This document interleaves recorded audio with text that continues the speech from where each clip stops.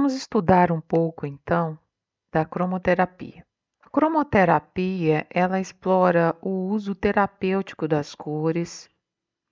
A aplicação das cores vem desde as civilizações antigas, como no Egito, na Índia, e hoje estudos modernos têm aplicação terapêutica até na medicina.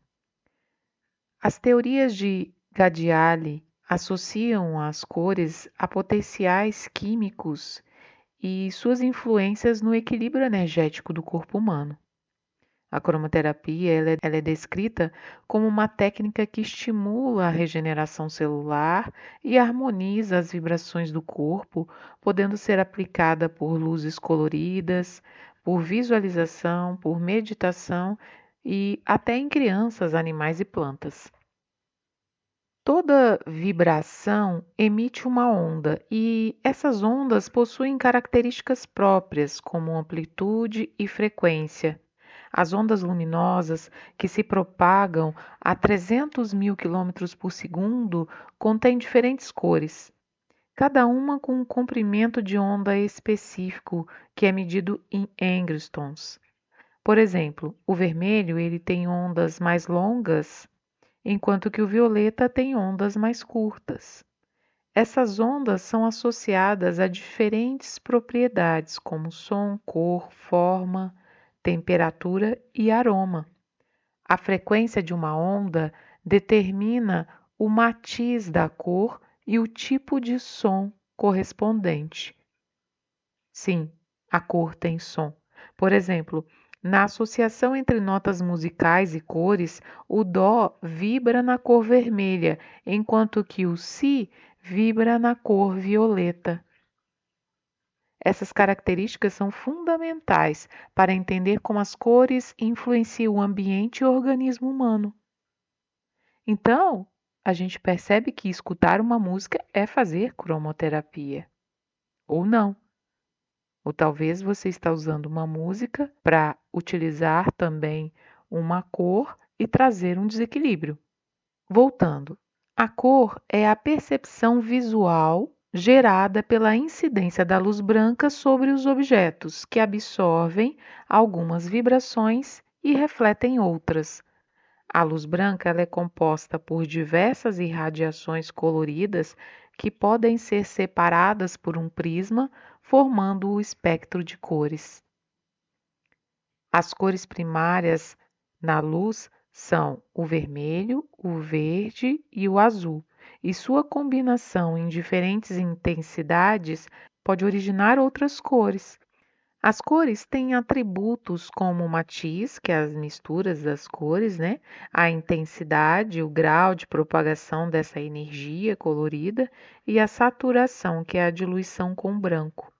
Elas influenciam o ambiente e podem ser usadas para neutralizar disfunções no organismo, como na cromoterapia. O efeito das cores, ele é descrito como uma influência significativa no físico, no mental e no emocional dos seres humanos. Cores quentes, por exemplo, como o vermelho, laranja ou amarelo, vão ter efeitos estimulantes, ativadores e energizantes, enquanto que as cores frias, como o azul, o índigo e o violeta, vão ter propriedades calmantes e relaxantes. Cada cor, então, vai provocar reações específicas. Algumas vão despertar alegria, outras tristeza, e algumas estimulam atividades motoras. Quanto mais intensa e pura a cor, maior seu impacto e mais rápida sua reação. Então, assim, a gente pode agora definir cromoterapia como uma ciência que utiliza as cores do espectro solar para restaurar o equilíbrio físico, energético em áreas do corpo atingidas por alguma disfunção. E a cromoterapia está fundamentada em três ciências: a medicina, definida como a arte de curar, a física, que é a ciência que estuda as transformações da energia e principalmente a natureza da luz, e a bioenergética, que é a ciência que demonstra a existência do corpo bioplasmático ou bioenergético, analisando do ponto de vista da energia vital. É importante ressaltar que a ciência das cores não procura curar os sintomas, mas sim interferir nas causas, promovendo o equilíbrio físico-energético dos órgãos e sistemas do corpo, o que propicia uma melhora do estado geral do paciente. Vamos então agora falar um pouco do que a cor desperta em nós. Vamos iniciar pelo vermelho. O vermelho, ele possui uma onda da frequência vibracional que mais se aproxima da matéria. É considerada a cor relacionada ao mundo físico. É por isso que o vermelho está ligado ao chakra básico, né? O chakra de aterramento. Na escala das cores, essa é a primeira que aparece, possuindo uma onda longa que lhe confere uma capacidade de propagação maior que a das outras cores, fazendo com que se sobressaia perante os demais. Entretanto, a onda do vermelho não se estende além dos limites da matéria, ficando restrita apenas ao mundo físico visível. Então, é a cor mais material, né? Na sequência das outras cores, percebemos que, de acordo com a ordem do arco-íris, as ondas possuem frequências no padrão vibracional mais sutil, atingindo escalas mais elevadas no cosmos. O que o vermelho desperta em nós? Ele vai causar uma sensação puramente física e ambientalista. Ele está relacionado com as experiências humanas ligadas às pessoas com quem convivemos, com o meio ambiente de que participamos. Pessoas que têm um vermelho intenso na aura, elas estão satisfeitas apenas se tiver uma casa e uma comida vai ser suficiente. O vermelho, ele desperta nas pessoas o poder sobre o ambiente, criando condições de controle sobre as coisas ou situações da vida.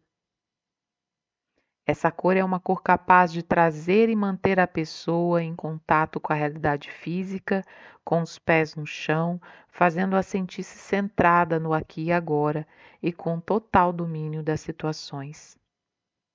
É por isso que o vermelho é considerado a cor do poder sobre o ambiente e o controle das situações. O vermelho também induz a pessoa à ação para realizar e concretizar os projetos, dominando e manipulando as situações que envolvem o mundo físico. Essa cor faz emergir em nós força, garra, coragem, dando condições de desempenharmos as funções que fazem parte do cotidiano da vida. Toda vez que uma pessoa estiver fora do seu centro, meio deslocada na vida, ela pode fazer o uso do vermelho aplicado na coluna através da energia do pensamento ou através de um foco de luz vermelha mesmo. Isso vai trazer ela para o seu centro, dando vitalidade, entusiasmo e força. Sabemos que a energia sexual é a principal energia do corpo físico. Ela é responsável pelas maiores sensações e emoções do prazer provenientes do corpo. Essa energia é despertada e estimulada também através do vermelho. É importante frisar que a energia do sexo não está ligada unicamente ao prazer sexual provocado pelo atrito entre os corpos, mas ela também é responsável pelo princípio da vida humana, o que ocorre na fecundação do óvulo. Essa energia é muito importante para todo o conceito da vida humana. É a energia da criação, nos diversos aspectos. É a própria energia vital. No próximo vídeo, a gente vai continuar falando das cores. Vamos prosseguir com o laranja.